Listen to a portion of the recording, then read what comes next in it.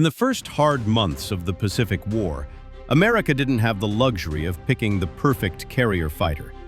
It needed something that could launch, climb, fight, and come back, right now, while the Navy was still reeling and the map was turning red.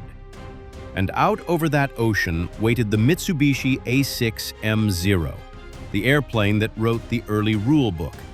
Fast on the deck, eager in the climb, and so tight in a turn, it could make a confident pilot feel suddenly mortal. That's where the Grumman F4F Wildcat steps in, not as a sleek hero, but as a working airplane. The Wildcat was the one you sent because you had to. It wasn't perfect. It wasn't even close to fashionable. But it was what the Navy had in its hands when the shooting started. And in war, what you have matters more than what you wish you had. The Wildcat did the dirty work, holding the line, buying time, and giving American carrier pilots a machine tough enough to learn in and survive in. History isn't always fair to aircraft like that. The Wildcat's story gets buried under the later legends, the F4F Hellcat and the F4U Corsair, bigger names that arrived with better odds and better headlines. But strip the timeline down to those early months, and the truth is simple. Without the Wildcat, the opening act in the Pacific would have been even bloodier and far more one-sided. At first glance, the Wildcat looked like it belonged to an earlier era. It was chunky, almost barrel-shaped, with a thick fuselage and narrow, old-fashioned landing gear that never inspired much confidence on a pitching carrier deck. Parked next to sleeker fighters that would come later, it could seem stubbornly outdated. And yet, beneath that ungainly shape sat the beginnings of a modern naval fighter. The Wildcat carried a more powerful engine than its immediate predecessors, steadily increasing firepower, most notably in the 6-gun F4F4, and a crucial piece of carrier thinking: folding wings that let cramped flight decks pack more airplanes aboard. The point was never beauty. The Wildcat was a practical machine, built not to impress, but to survive combat and finish the job it was sent to do. The Wildcat didn't arrive fully formed. Its story begins back in 1935, when Grumman was still thinking in biplane terms, just like much of the aviation world at the time. The first attempt, the F4F1, looked perfectly reasonable on paper, rugged, compact, familiar. It was also already becoming obsolete. The Navy was watching the broader shift toward monoplanes, and competition was moving fast. That forced a hard turn. Grumman scrapped the biplane idea and pushed forward with the F4F-2, a single-wing fighter meant to keep pace with the new reality. But progress came with pain. The F4F-2 was plagued by engine trouble, overheating, bearing failures, and reliability issues that showed up at the worst possible moments. There were crashes during testing, reminders that changing generations in aviation is rarely smooth or forgiving. The real breakthrough came with the F4F-3. Grumman strengthened the airframe, increased wing area, and paired it with the Pratt & Whitney Twin Wasp, fitted with a supercharger. The result was finally convincing, capable of roughly 333 miles per hour, proof that the design had caught up. Orders followed, and by late 1940, Wildcats were reaching frontline squadrons like VF4 and VF7. The Wildcat wasn't born from effortless brilliance. It was forged through mistakes, corrections, and relentless pressure to evolve. The Wildcat's story took an unexpected detour across the Atlantic. Before America ever sent it into combat, France had placed an order for the G-36A, a Wildcat variant built to French requirements. Then, the Blitzkrieg hit. France collapsed, and those aircraft, already moving down the production line, suddenly had no owner. Britain stepped in and took them over, renaming the fighter the Martlet and putting it into service with the Fleet Air Arm. The start was awkward. Throttle setups reflected French standards, instruments were marked in metric units, and manuals didn't always match British practice. Pilots had to adapt on the fly. But once they did, the Martlet quickly proved itself. It scored an early victory over a Ju-88 around Christmas of 1940 and earned praise for being forgiving on carrier landings. Even test pilot Eric "Winkle" Brown spoke highly of it, an endorsement few naval aircraft ever received. America's introduction to the war was brutal. At Pearl Harbor, the Wildcats of the Marine Corps were caught flat-footed, many of them destroyed on the ground before they ever had a chance to fight back. It was a terrible beginning. Confusion, smoke, wreckage, and a clear signal that nothing about the Pacific War was going to be forgiving. The Wildcat entered combat not in triumph, but in survival mode. Wake Island followed almost immediately, and there the Wildcat earned its first hard chapter of legend. The MF-211 was badly outnumbered and steadily worn down, yet the defense became one of the war's most stubborn stands. One name in particular carries the weight of that fight: Henry Elrod. Elrod fought Japanese aircraft in the air, then turned his Wildcat against surface targets, attacking invasion forces until he was killed in action. He would receive the Medal of Honor posthumously, becoming a symbol of what those early battles demanded. By early 1942, the tide was still against the United States, but cracks were forming.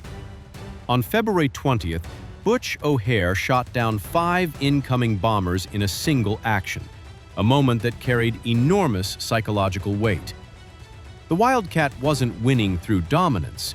It was winning by learning, slowly, painfully, one fight at a time. The first true encounters with the Zero came as a shock.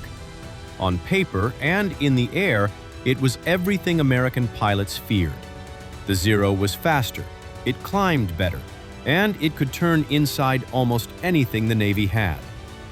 Try to fight it in a classic turning dogfight, and the outcome was brutally simple. You didn't last long. Early Wildcat pilots learned that lesson the hard way. The Battle of the Coral Sea marked the moment when theory collided with reality. This was the first time Navy pilots truly tasted combat against the Zero in numbers, and the results were sobering, but not hopeless. Wildcats that entered the fight with an altitude advantage, that struck first and disengaged cleanly, began to score successes. It was during this period that the Navy claimed its first confirmed Zero kills, a symbolic milestone that proved the enemy wasn't invincible. From that point on, the lesson became doctrine. Wildcats stopped trying to outturn the Zero. Instead, they leaned into what the airplane did best. It could take punishment. It held together under fire. Pilots used diving attacks, boom and zoom tactics, hitting hard, then using gravity and speed to escape before the Zero could respond. Formation discipline mattered. Lone heroes didn't last.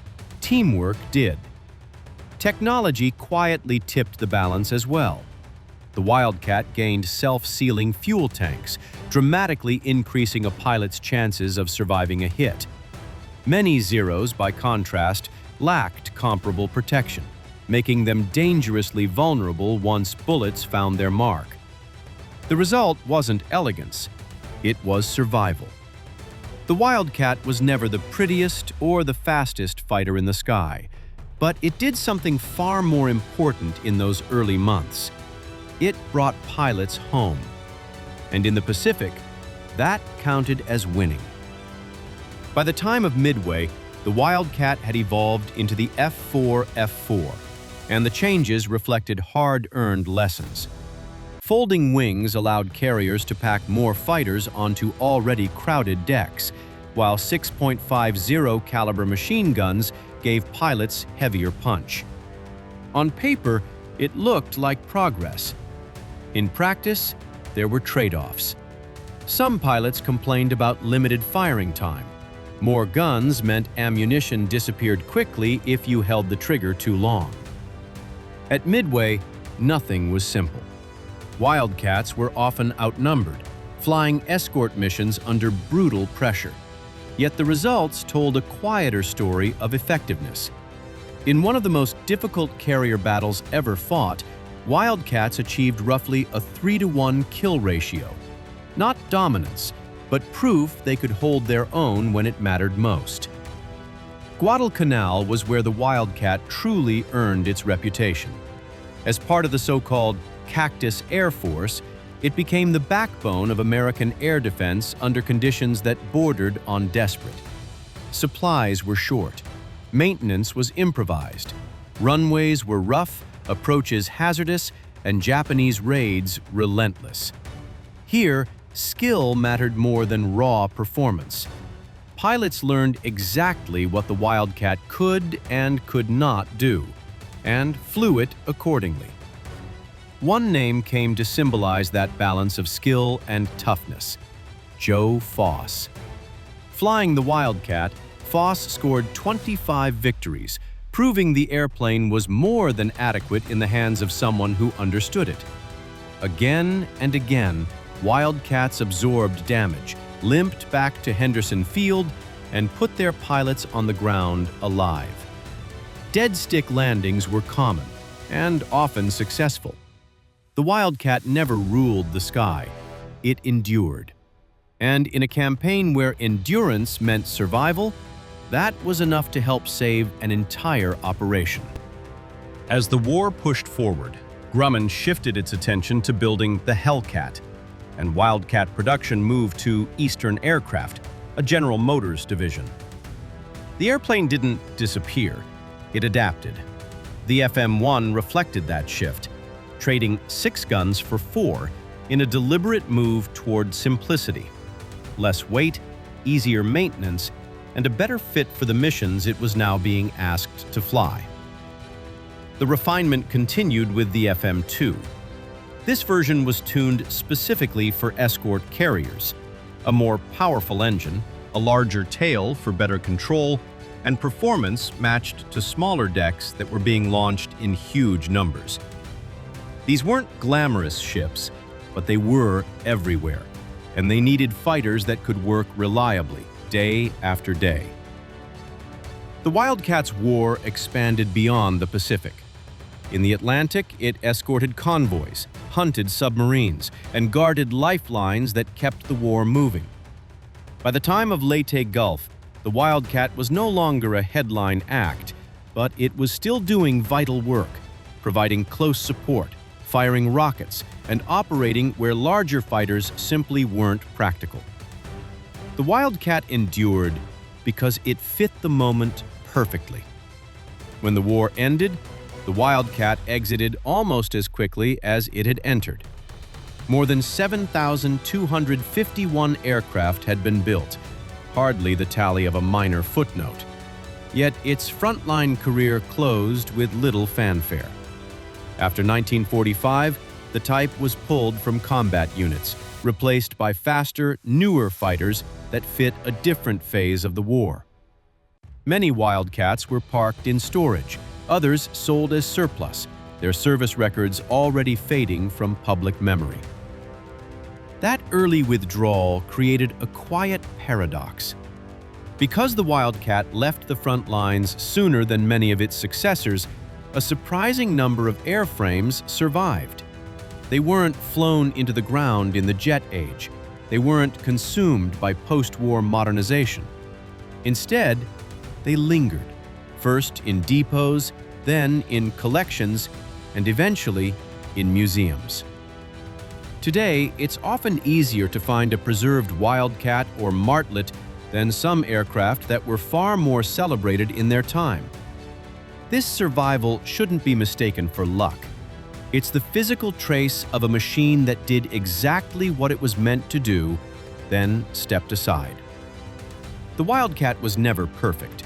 It wasn't the fastest, the lightest, or the most graceful fighter in the sky. It didn't redefine air combat. What it did was far more specific and far more difficult. It held the line when the line was thin. It carried American pilots through the most dangerous learning curve of the Pacific War, when mistakes were fatal and experience had to be earned in combat. History tends to remember the aircraft that arrived once victory was within reach. The Wildcat deserves its place for something harder to measure: being there at the beginning, when the door was still barely holding, and keeping it from breaking open.